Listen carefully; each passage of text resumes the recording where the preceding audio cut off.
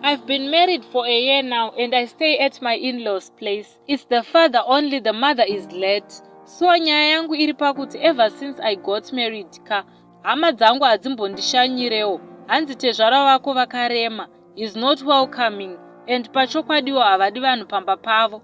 Kuudzawo murume kuti let's move out haatombode kuzvinzwa. Hanzi haunditume kubva pano, ndichabva kana ndakuda. It's not like we can't afford kunolojawo tichibhadhara rent, but mari yake inomurwadza kubuditsa achiziva kuti he got a place pamba pababa vake. Inini I had accepted kuti it's okay, hama dzangu hadzindishanirewo, ndoenda kumba kwavo ini, but I can't anymore.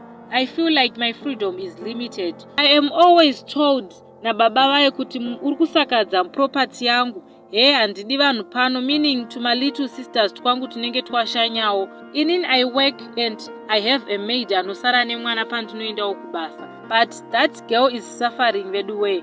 Kuudzwa mutemo after mutemo. Musagare mudining mangu. Musaone TV yangu.